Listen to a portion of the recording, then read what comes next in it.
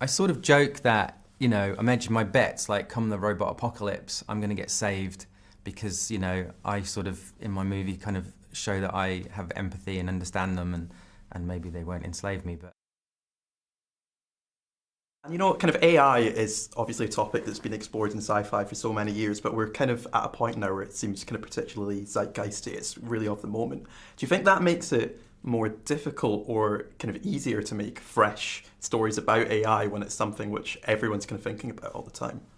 yeah, I mean, I started writing this, like when I was typing the first parts of the screenplay, it was in 2018. Yeah. So this was like it felt like then that AI was this distant sci-fi dream, like flying cars and things. So I wasn't expecting what's happened. Yeah. I think if there's anything different about our film that I was really trying to get in there was just to humanize the AI. Like from my point of view, in our movie, the AI sees themselves as complete equals to humans, and they're essentially like all made by being copy and pasted from a donor human brain. And so everybody who came to the set, like all the actors that would turn up, the first question is like, okay, so I'm a robot, so how do I talk? And you go, no, you're a human in your mind. Do you know what I mean? Like, forget you're a robot, forget this is science fiction. And to the point where I actually stopped telling any like background artists or anything if they were AI or not. And we decided in post-production who to turn into robots based on how natural they were. The better the performance, the more we wanted to change them into AI. And then, with all the kind of AI stories that have been, as you say, kind of since you started writing it, do you think that has that changed your own views, not necessarily about the film, but just about what sci-fi can do kind of around topics of AI? Because as you say, kind of this film kind of humanizes them, and there's a lot of kind of fear out there at the moment. So how do you think sci-fi can kind of combat those fears? Yeah, it was initially, AI is initially used as like a fairy tale device, like as a metaphor to represent people who are different.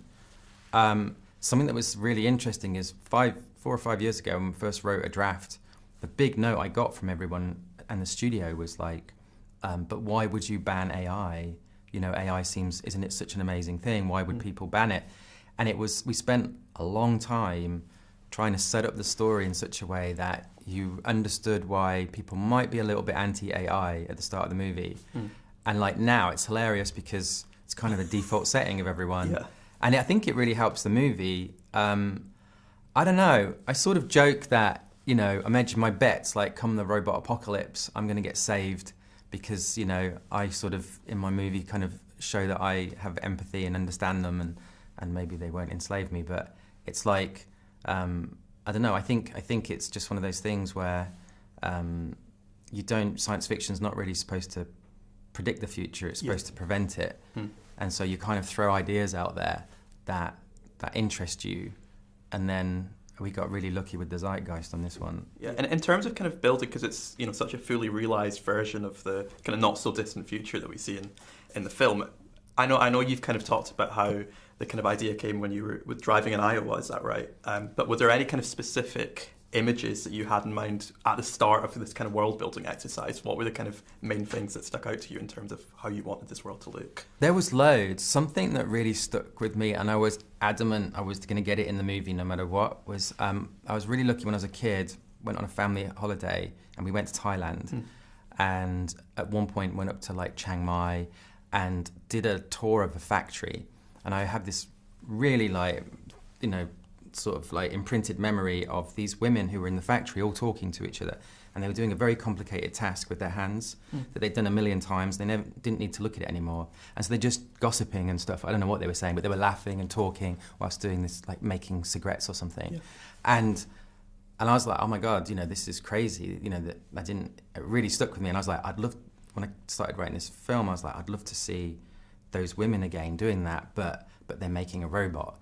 And that the robot's slightly coming alive, like as they're being built, they're kind of looking around like, what's going on? But they've done it a million times, like a reverse abattoir where they're just kind of like chatting and laughing and that normalcy and sort of the fact that it's an everyday occurrence. Like that's my favorite type of science fiction, where you don't start the story, the day of an invasion or like when the robots take over. It's kind of like years later when this is completely part of everyday life. Yeah. And the audience is kind of playing catch up, trying to figure out the rules of the world to start with, and it feels a lot more real, and I think when you do that. Yeah.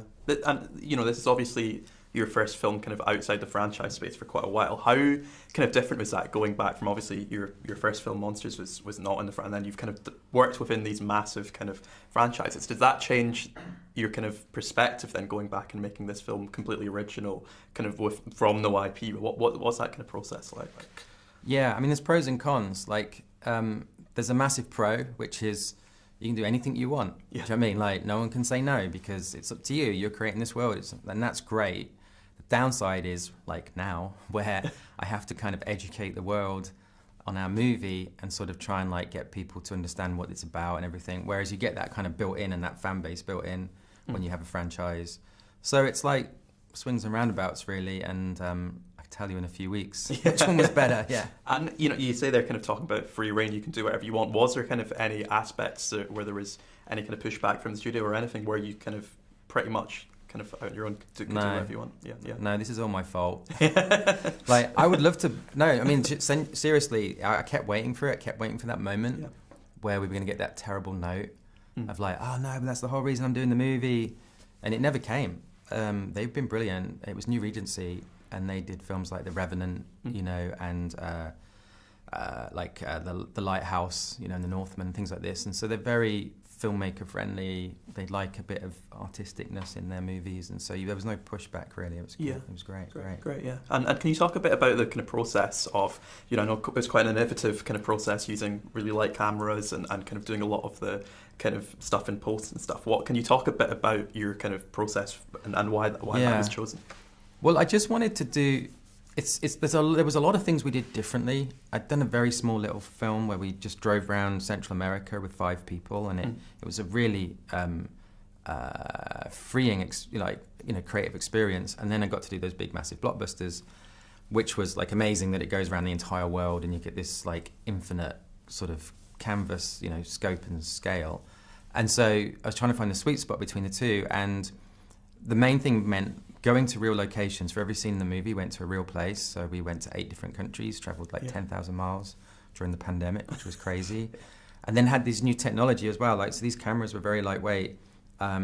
Normally a camera, you remember when there was film maybe, where there was like, you have 100 ISO or 200 ISO or ASA in the UK, and 800 if you're in a dark room. Well, this camera shoots at 12,800. So you can see in moonlight. Yeah. And so suddenly you don't need giant massive lights everywhere. You can use little LED kind of battery operated lights. And so we had people like holding them on poles like this microphone is on a, you know, for a sound recordist. Yeah. And so we were very fluid, very flexible.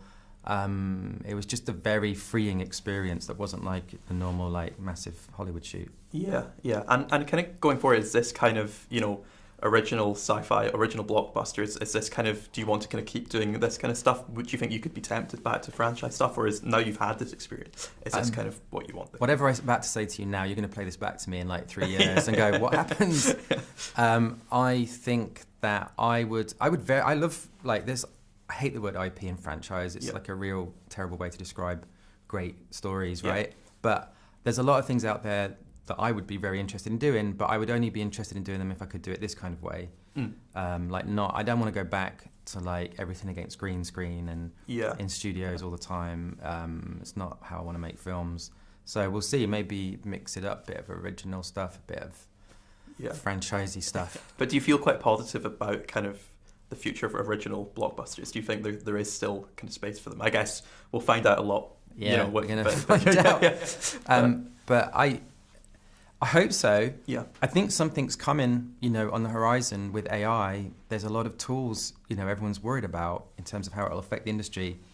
If they are earth-shatteringly, like, disruptive, like everyone's concerned about, then it does mean that on the other side of that, there might be a world where kids can go make a movie from home and not need $10 million, not even need $100,000. You know what I mean? Like, you just do it all on the computer even. And so, don't know. I'm very optimistic about the future. You know, everyone thinks the end of the world is nigh all the time, and everyone's done that throughout all of time, and we always get through it. and we're always kind of in a better place ultimately. And I think that's going to happen with AI as well. Yeah. I just wanted to quickly ask about the casting as well, and specifically casting the character of Alfie, because it must be, it's a very different experience, I imagine, casting a child than it is casting, established actors. So how did you kind of go about finding Madeline, and how do you know when you found the right kind of child to play what's a really big part in the film? Yeah, I mean, we did an open audition to hundreds of kids around the world. Got loads of videos. The casting director got them down. Gina J got them down to about I don't know, like 50 for me to watch or something. I can't remember, and watched them all, and then selected like a top 5, 10 to go meet with. And Madeline, who plays Alfie, was just happened to be the first kid in the room. And we met at Universal Studios because I wanted to go and spend some time with them afterwards and like hang out with the family, because this was such a crazy commitment. I wanted to check the family home was all cool. and so she walked in, she did this audition that just made us like nearly cry. And I was worried, I was paranoid the mum had like whispered some bad news to her, like, Granny's died. You know what I mean? Then pushed her in the room. And so I was thinking, like we sort of let it all settle, and then I was like, hey, let's play a game. And I tried to do like a brand new idea to see if she could do it again. And she did it even better. And so it was like, oh my God, this is the kid. And then I was just paranoid the family wouldn't agree to go to Thailand. And like it was big ass, like 6 months away from home in crazy locations. But they did, and she's amazing.